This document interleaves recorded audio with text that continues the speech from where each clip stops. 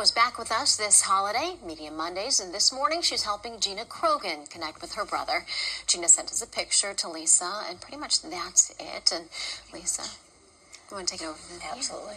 Well, she sent me a little note that said, "This is my brother, and he died of unknown causes at 26." And that really touched my heart. I just felt so bad.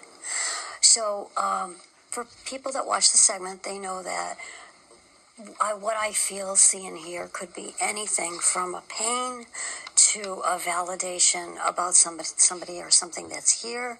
But sometimes what I don't feel is just as important. And I think that's the first thing that I wrote you, because I wanted to make sure we had the right person via email. And one of the first things I didn't feel, excuse me, was anything that he assisted with his death. Example, I didn't feel suicide. I didn't feel homicide for sure. I didn't feel drugs. I didn't feel any issues with him that would make him have. That is correct. Okay. It was just here one minute, gone the next. Here's a 26-year-old kid. I got no pain. I didn't feel a heart attack. I just felt that either, and I wasn't quite sure, because remember, my messages, I'm just a human. My messages come in sometimes a little screwy too. And I wasn't sure if he had passed outside or if he was, I know he was found, or he had been doing something outside because he likes to do things outside. And he was sleeping, correct? Yes, he was. Okay. What I heard from him was, my heart just stopped. Is that what they told you? Pretty much so, yes. But without an actual reason? Without a reason. Yeah. Now, I mean, I'm not a doctor, so I don't know the actual medical reasons. But he said that he had come into the world with some issues as well. Some physical issues. He also told me that this is the other thing I picked up from him right away, is this is a good kid. Yes. Good. And I want to call him a kid because I'm a lot older. He's a good, I wrote down, a good son, a good friend, a good brother, just a good person. Absolutely. He's very kind-hearted. Yeah, I put that down. He's got a big heart. He said that he was athletic, and I said, "How, are you a football hero?" No. He said, "No, more outdoor hiking." And the one thing I see him with, and I hope that you can really validate this, is a hacky sack. Yes. Just back in the 90s. constant. Yep. Kicking it. But even more so than normal. Like, it's like, oh my gosh, he's driving me crazy with that thing. Like, he was obsessed with this hacky sack. And he's telling me that it helped him focus.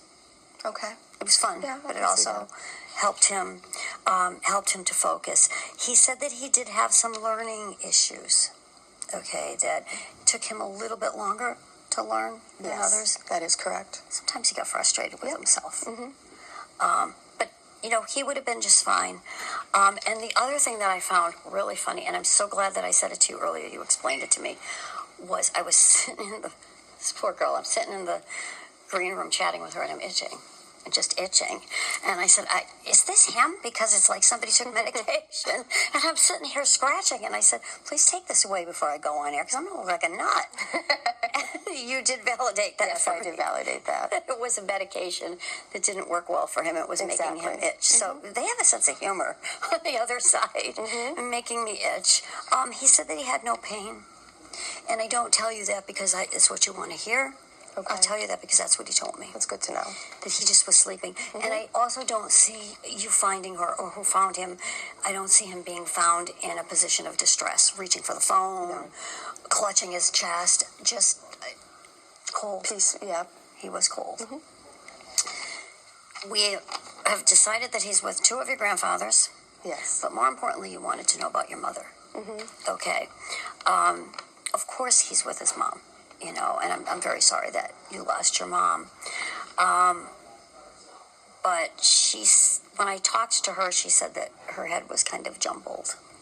She had a lot going on in her head that she had trouble dealing with. Yes, she did. And that inevitably led to why she passed. So, again, I'm very sorry, but she's clear-headed now. Okay. Clear thinking, and just for the audience, she didn't kill herself or anything like that. No. You know, but she's clear-headed and she can think again, and she wants you to know that. And she wants you to know that okay, you're doing a really good job with the kids, especially the girl that's a handful. She said daughter. she bounces all over. She reminds me of like one of those little roly things in a video game. She just doesn't stop. She says she's a handful, but in a good way. Yeah. And the two grandpas too. The two grandpas. The one with the Fonzie hair Yes. is the one with he's always talking. So he's sitting them down, chatting with them. Just kids listening to all sorts of stories. Yeah. Gina, we're running out of time. Is there any one last question that maybe you had for Lisa? Just to know that they're all okay. They're all okay. I wouldn't have been able to reach him and give you these validations if he wasn't on the other side or in heaven, whatever words you use. And if he wasn't okay, I would not know those things. And how are you feeling now that you've heard everything that Lisa said? I feel great. It's reassuring that, there's something after. There is. All right, Gina, thanks so much. Thank we know you. it's difficult to share Sure. with all of our viewers, and we Thank you appreciate so that. much. And of course, I Lisa, appreciate it. always great to have you. Thank you, Erica. We'll see you.